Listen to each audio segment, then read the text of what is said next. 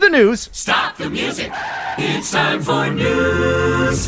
Heading over into the drone newsosphere with our very own Jeff Sills. What's happening, buddy? Tell us all about it. Well, let's see. Man, I guess kind of good mix of news this week, but the big one right now is FAA. They've implemented the new rule section, Part 89. This is the regulatory environment that needs to be created for drone operations to be integrated into the United States airspace. And this is going to be part of setting the compliance for what drones actually have to meet as part of the new rules. It went effective April 21st, 2021. And this is going to be part of like you have to have the standard remote ID capabilities of the drone. So it has to have the ability to broadcast information from takeoff to shutdown. And it has to be interference free, right? And it gives, coordinates, altitudes, time marks, messaging rates, etc. Right. You have the remote broadcast module, and this is for drones that are older drones that don't necessarily have the remote ID built into them. And those remote broadcast modules have to meet the same requirements, but obviously those will be made by third-party providers, or in some cases, maybe DJI or other companies might want to make their own remote broadcast modules to fit on their drones. Yeah. And then the last thing is starting to establish and setting up the FAA recognition for FRIAs. These are the locations where people can fly drones that don't meet the requirements of the standard remote, or drones that are required to be flown within visual line of sight.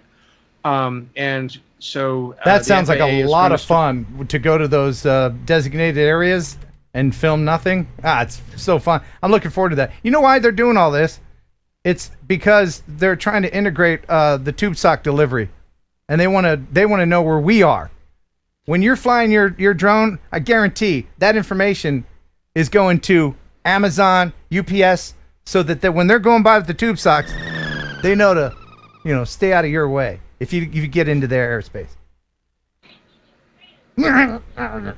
I'm sorry, Jeff, you were saying?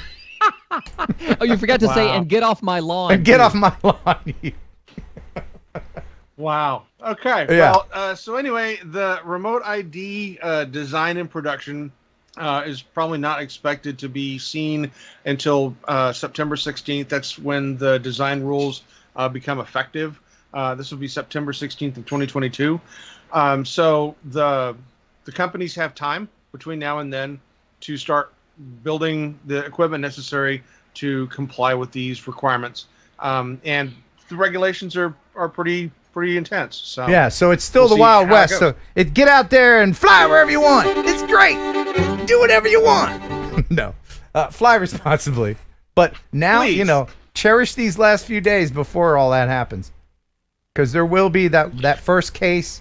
Little Billy something or other got caught flying where he shouldn't have been, and remote ID got him, and that'll make headlines, and then that's what'll happen. Don't be little Billy so and so. Follow the rules, even though they stink. Yeah. All right. So next we have the information technology giant IBM, who has a long and prestigious history of building AI solutions, has partnered up with Drone Hub, a Poland-based manufacturer, to develop their own drone-in-a-box system. This is an automated drone inspection system. And so the box is, self-encapsulated. The drone would then fly and take off and land in this. It would be recharged, etc. But they're going to use their AI technology, the IBM technology, to automate the artificial intelligence of this drone so that it can be used in very, very complicated areas, places that would have lots of obstacles. And I'm really kind of keen on seeing how this works with IBM getting into this, because they have a very, very strong history with AI. I would love to see how advanced these drones get and what kind of environments they fly them in. As long as they never talk and say something like, "Do you want to play a game?" Now there's a movie. There's a movie that you have to be over 40 to remember. Man, I didn't even know IBM was still in business. They're still a company? Yeah. Yeah. Who do you think makes Lenovo computers? Right. Who do you think makes the IBM Selectric? How are you going to type a letter without it? There's a couple references for our gray-haired set. Oh, wow. It's old reference guy. You're welcome. My mom was an author when I was a kid growing up, and she had that thing. You remember how noisy it was? It was like, I mean, I think the cat got his paw in there and broke it once. No, if Broke the paw or the typewriter. Right. Yeah. And if you were a 5-year-old kid like me, you would dig around the drawer until you find a blank piece of paper. You'd rifle it in there and make machine gun noises. Right. If you hold the button down, it would. Yep. Anyway, we digress. All right. So next in the news, Hunter Kowalt is a tech inventor, and he recently designed a fully functional hoverboard. And as part of the promotion of him showing off this hoverboard prototype, he decided it'd be a great idea if he flew down the streets in LA. What? Is this real? It is real, and it's not a drone if you're on it, by the way. Just, you know. So he's not flying a drone. He's flying a skateboard with no wheels, I guess. Still, it shouldn't be in the street, don't you think? He is obeying traffic signals. Yeah, he was. Yeah. Looks fun. It has the navigation lights and stuff that are required by the FAA. So it does meet some of the certification. And I guess to me, it's just location. Probably wasn't the best choice, flying it down the streets of LA, but it made for his own. It made for a great video. It did make for a great video. Let me ask people in the chat, would you ride it? I certainly wouldn't do it over pavement. Even if I did make it and I was used to it, I wouldn't do it. Anything could go wrong. And then, but not to mention that you're in a car and you see that, that's causing a disturbance, right? Like if an accident happens because they're watching Jet Boy flying down the street on his hoverboard, it's just so cool though. It is. You could tell some of the footage is sped up because some of the cars were going outrageously fast. That looks fake right there. That clip looks fake. No, that's real. That's all real. Wow. I'm going to question the legality of what he did. That just, to me, doesn't seem like that would be a very legal thing to be doing on the city streets. Well, if there are no rules in place for it, there's going to be here soon. Oh, yeah. Yeah. Yeah, he just opened up that Pandora's box. Yeah. All right, so if we remember in the past, we talked about the V-Copter Falcon. This is a rather, I guess, revolutionary design of a drone that uses just 2 motors versus the 4 that we're familiar with in the quads. But what's unique about this drone, obviously, was that it had the ability to fly, for 50 minutes. It had, really impressive stability. Most of the videos that we saw of it showed a drone that was rather impressive. The complexity of the drone, obviously, is a little bit more advanced than what we've seen.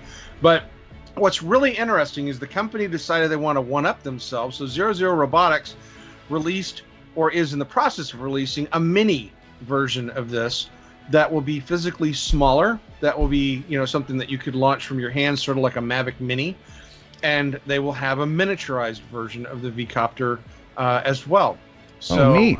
Keep an eye out for that. Yeah, this thing's Falcon cool. Yeah, it really does look cool. I am really excited to start seeing that once we start seeing them show up, on with the YouTube community flying them and stuff. I really want to see how well that thing works. I reached out to the company when that first came out, and really, yeah. Well, they might have seen some of my other drone review videos. I'm pretty critical of you. Got to be pretty good for Are you surprised? I'll give them what? Yes, Kelly. I'm gonna give them credit. One thing I want to say this: 00 Robotics is working on trying to make a very, very unique drone, very complex type drone. But the pricing on this, they were talking about $899 to $999 for the price range on these, and with a 50-minute flight time, there's not many other drones that can stay in the air that long for that price point. Yeah, that's pretty impressive. Really that's pretty impressive. But to me, it's all about the camera. How good is the camera? Yeah. Right. What were you going to say before, Kelly? Are you surprised that we're this far into the drone game and DJI still doesn't really have any legitimate competition? Yeah, that can be argued, depending on individual needs. Yeah, but they know what they're doing. Once in a while there's a stinker. I won't say what it is. If it shows up with a 4K camera and can do everything they promise it can do, it's going to be a really impressive drone. I don't think there's going to be a lot that can compete with it. And speaking of DJI, they have to keep putting out incremental improvements like the Air 2S just to stay ahead of everybody else, so they can say that they did it first. The next big thing will be battery composition. Once we get a graphene battery, game on. I've seen nothing but great reviews on the Air 2S. I don't think I've read one bad review on it. It's great. It really is a great drone. But if you have the Air 2, you don't need it. If you don't have a drone at all and that's your first, that's a good choice. Yeah. Now back to news. All right, so next we have a very interesting sort of drone in the box type scenario, but this one is out of a California-based company called Flybase. And they've come up with a sort of a plug-and-play solution that would ensure that your DJI Mavic drone lands exactly where it's supposed to every single time. And in this particular video, which was a time-lapse video, showed 20 consecutive landings using the plate that they have, the precision landing plate. And this drone landed on top of a filing cabinet 20 consecutive times, exactly on target every single time. That's interesting, but I have to say, learn how to fly your drone. Don't depend on all these auto things. You know what I mean? Do you agree, Kelly? 100%. Everybody thinks they can buy a drone and then have it just do whatever for you. You're going to have to learn how to fly it, unfortunately. I haven't used the return to home button in 2 years, probably. All right, and I'll throw my take on this. You have individuals that will show videos of how accurate drones can be when they do the return from home, and they'll land a foot or 5 feet or etc. from where they took off from. If you had just a landing mat, just something that you could fold up and put in the truck, but it had that pattern on it, right, where the drone had the ability for that recognition, and you did hit return to home, you could guarantee that drone would come back exactly where that mat or is you can use your skills that you honed by practicing and land it in your hand or on the ground in front of you. That's all I'm saying. I mean, that's a cool trick. Yeah, that's great for these out of the drone box things where it needs to land in a receptacle every time and automatically, the AI stuff. But as far as this, these intelligent modes, if you think, well, that's cool, I'm going to get a drone that goes up, flies by itself, does an orbit by itself, does all these cool cinema shots by itself, and then lands by itself. Where's the fun in that? Well, there's no. We have. Yeah. But ever since the Phantom 3 and the Phantom 2s, we've had drones that had automatic capabilities in them where they could do basic tasks or things that were complex flight maneuvers that we just felt that it required a lot of training on our part to learn how to do it. And if we didn't have the time or we didn't want to do that, we could turn on the app and set the distance. And let me just say this. And let it go. If you have some kind of handicap, there's a lot of people that have contacted me. How do I fly my drone with one hand? If I have a limb missing, if I have dexterity issues, then yeah, all this stuff is great. So I'm not poo-pooing the whole thing. And there are those rare situations that have been documented where a person's remote control will stop working or they will lose signal with the drone and they don't have the ability to fly it back. They have to depend on the return to home capabilities of those drones, and having that marking system where it could be a precision thing where you absolutely know within a shadow of a doubt that it's going to land exactly where you need it to. Right. That's here's something fun. Get that little marking system and put a piece of tape and slap it on somebody's back. Just to see what happens. Let the drone chase him around. All right, now back for you and now back to the news. Your next video. Yeah, that's his next video. Write that down. Copyright. Hey, buddy, here wear this hat, and the hat's got the pattern on it, and he's like, hey, the drone's following me, man. Go ahead, Jeff. I'm done with that. Good. Oh gosh. Okay, so this next one is some drone video footage that came out of Thailand, and this is really impressive because Thailand's constructing one of the world's largest hybrid solar power stations. But what's unique about this power station is this solar farm is on water. It's floating, and so this footage taken with a drone gives you an idea of the scale of how big this solar farm is. That is amazing. You can see that from space. And it's just floating in the water. Here's the thing, though. Don't they look like a bunch of toilet seat lids? Don't they look? He's sitting on them. Oh, yeah, they do. Yeah, right there. Yeah, these all right. That is really cool. Now, do they adjust themselves to track the sun?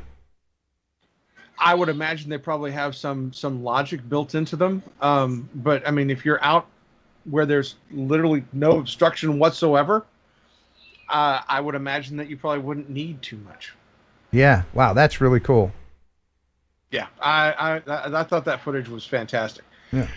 Okay, so we've had drones that have multiple engines. We've had drones that have flown long endurance. We've had drones that do all sorts of special things.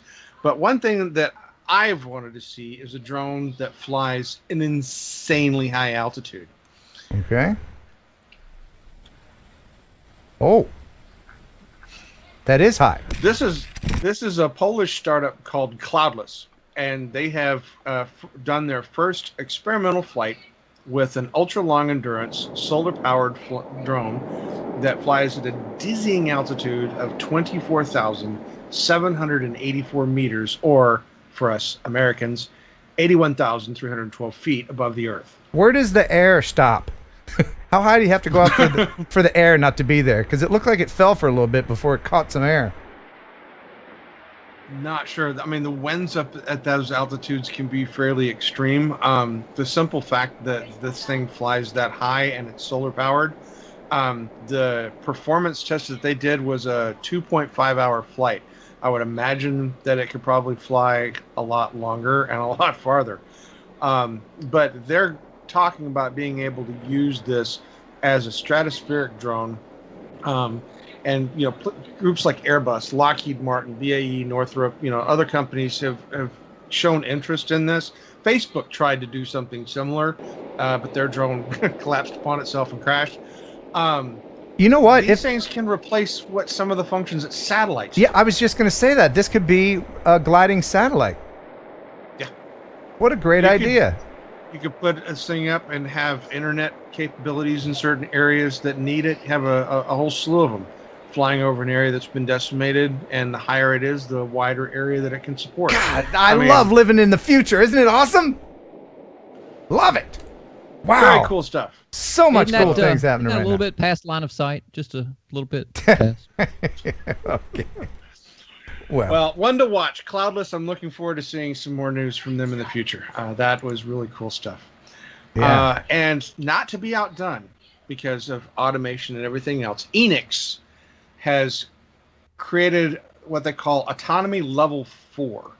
And this is really cool. Okay. What does that do? This is an automated system that can fly up to, I think, what was it?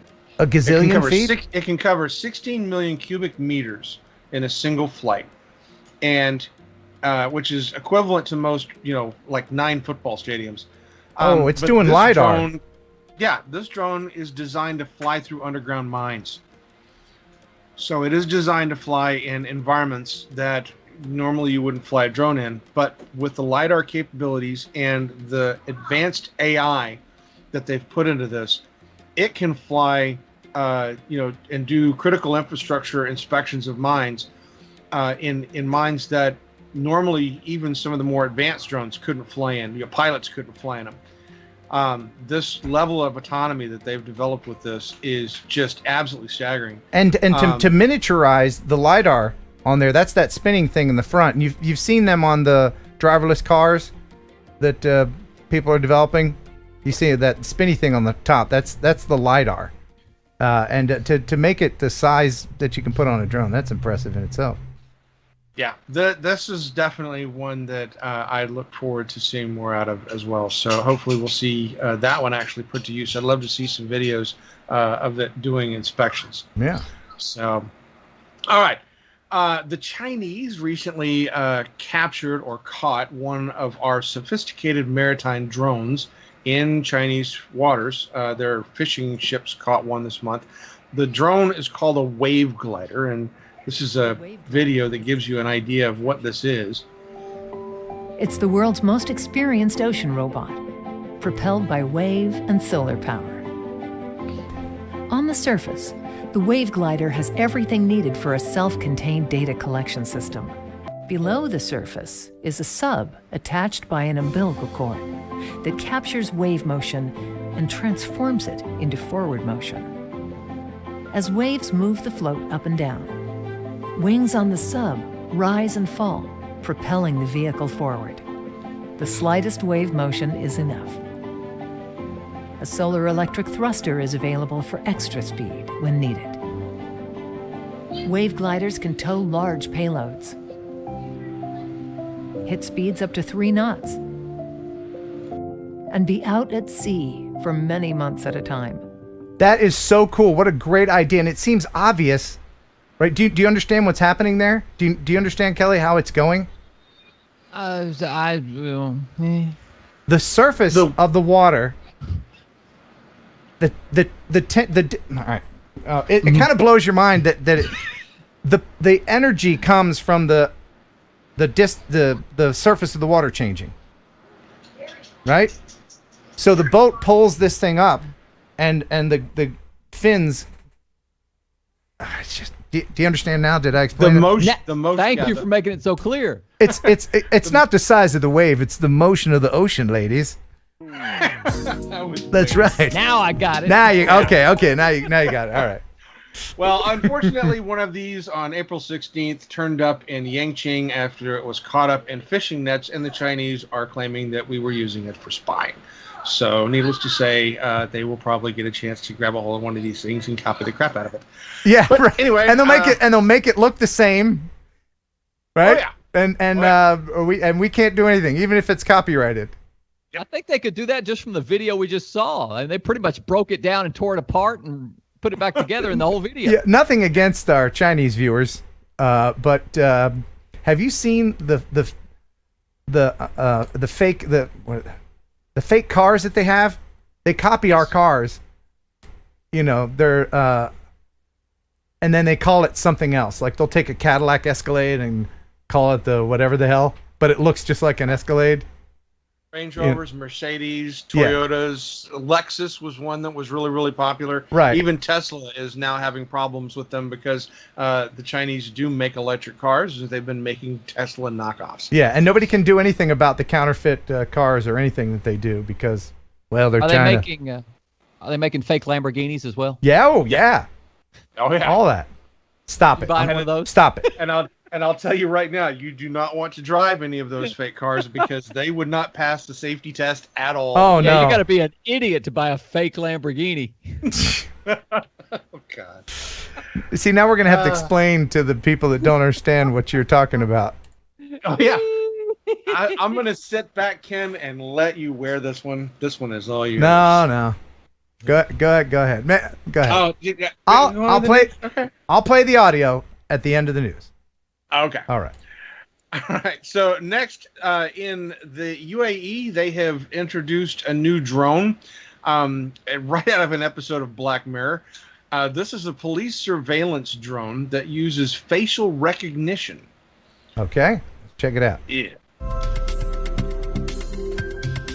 In Sharjah Police, we aim to use drones in our operation, Okay. Hold on. I appreciate that he's speaking English, but I'm going to have to interrupt this. Hold on. Okay, all right. The United Arab Emirates, one of the richest nations, if not the richest nation on the planet. They have all the oil money. They create islands from nothing. Their police cars are Lamborghinis. And they can't afford a microphone. Right? This dude, he's just using the camera audio. COVID-19. Right? It's horrible, right? We use speakers to. Anyway, Jeff, I can't. Go ahead. Tell me more about that. All right. So this is a drone that is used by public safety officials in Sharjah, Sharja. I'm not sure exactly how to pronounce that properly. We'll go with that. So they have about 200 operations that have been carried out by the police, and they use this drone as part of COVID-19 lockdown monitoring, investigating crime scenes, road accidents, looking for missing people, etc. But what's really amazing about it is that it has facial technology, or facial recognition technology built into the drone that they can use as part of the efforts for these things. And that's one of the first times that I've ever seen a drone that is used with facial recognition. I thought that was kind of impressive. That is impressive. Well, what's less impressive is a country that has their police force on rideable motorcycle-looking drones can't afford a lapel microphone. Anyway, all right. Back to you in the newsroom. All right, so we have talked last week about the Ingenuity drone on Mars, and since that time it has done 2 more flights. The first one was, again, another sort of positioning flight, and then just recently they did a flight where it actually traveled a relatively respectable distance and came back and landed successfully. Just absolutely amazing as they test this drone more and more and push it to what I'm hoping will be some very amazing and interesting videos taken of the Martian surface. Yeah, that is cool. Wait, where'd it go? It's That's not the footage I saw. No? What's the footage you saw? I think the footage Jeff was showing was some kind of fake ripoff of what I saw earlier today. Oh, you're talking about... Okay, well, I'll go ahead and share that then. Yeah. Please check it on the map. All right. All set. Get the motors going here. And... Take off. All right. I think I'll go over this way. It was hard to breathe up there. Uh-huh. Oh, no, where are you going? Whoa, hold on a second. Oh, God. Come back. Return to home. Ah. All right. And... Landing. Down we go. Motor stop. Whew. Yes.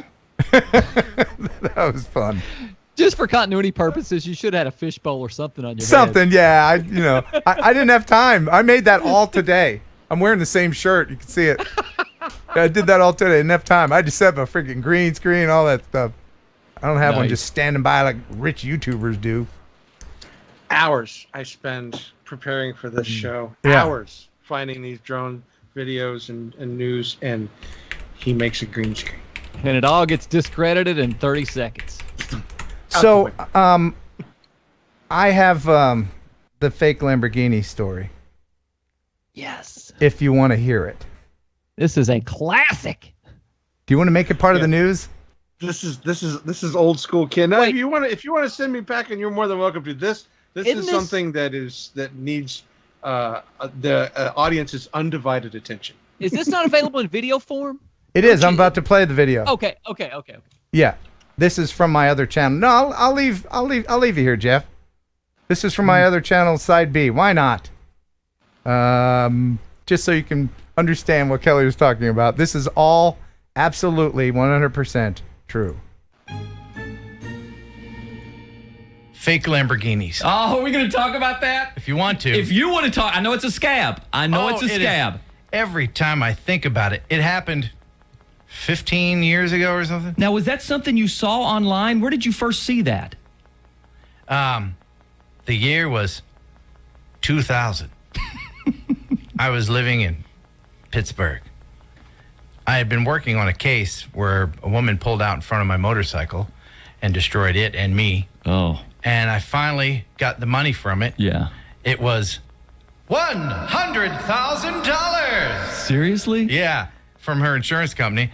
minus the lawyer fees and Hospital medical bills and everything. yeah. So I had a little bit of money left over. So why not blow it on a fake Lamborghini? I kind of went a little crazy. I was younger, not as experienced in these things of the world. Yeah. And I bought some pinball machines and some audio equipment, and I had a little bit left over, and I thought, why don't I go ahead and buy a Lamborghini? I didn't have enough for that, so I started looking for replicas. I've always wanted a Lamborghini Countach, the 25th anniversary edition, which is the low, sleek, kind of with the fins, and anyway, it's really awesome. And I found one on eBay, and it looked fantastic. On eBay? It looked fantastic, and I talked to the guy, actually bought a plane ticket, flew down to Texas from Pittsburgh to pick up this car. The plan was to drive it back, so I set out on my grand adventure. Excited, on the plane, telling everyone I met what I was doing. Oh, boy. I got there, met the guy. He opened up the garage, and there it was, sitting there, a glorious exact replica of my 25th anniversary Lamborghini Countach. Well, he tried to start it. It did not start. It wouldn't start? But I wasn't worried. Oh, no. He brought it over to a friend's house, got it started. I found out it doesn't have air conditioning or locks on the doors, and the windows can't go down, but I still wasn't worried. I started noticing things like that spray foam stuff that held everything together, but still I wasn't worried. It looked cool. And then the transmission broke. I still hadn't bought it yet, but I was like, I'll give it another chance. And he brought it over to another friend who fixed it with paper clips and rubber bands, duct tape, and he knocked a few $1,000s off of it. Yeah. And I was like, well, I didn't buy a plane ticket home, so I'll take it. Do you want to know how much I spent on that? The question is, do you want to tell how much you spent? I do not. But I will for context of the story. Go ahead. I spent $22,000 on something that I didn't even know I could register to drive on the road. That is so unlike you. Isn't it? That's more like me than you. Yes. I trust everybody. You trust nobody. This is probably the reason why I don't trust anyone, because on my way home, I had everything in there. I was heading down the road, people looking at me, waving. Look at that cool guy in his Lambo. I'm just driving down the road. Everything's fine. I got about 10 miles behind me. I'm in the middle of nowhere. When suddenly...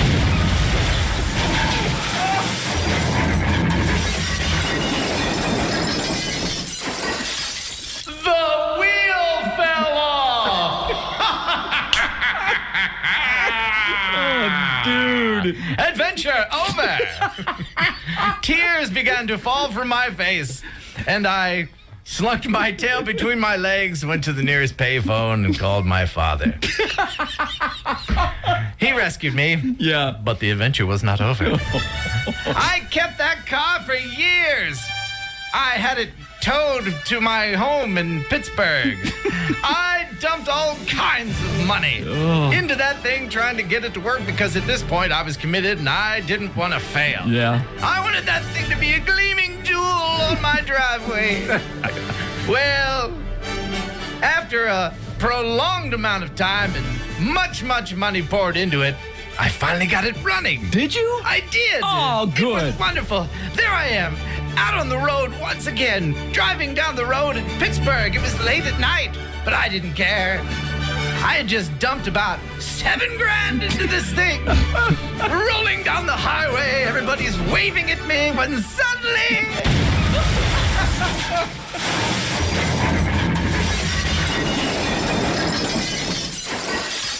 the rear axle fell off.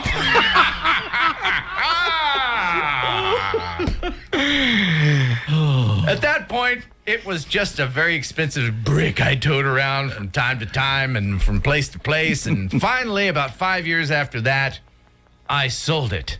For how much?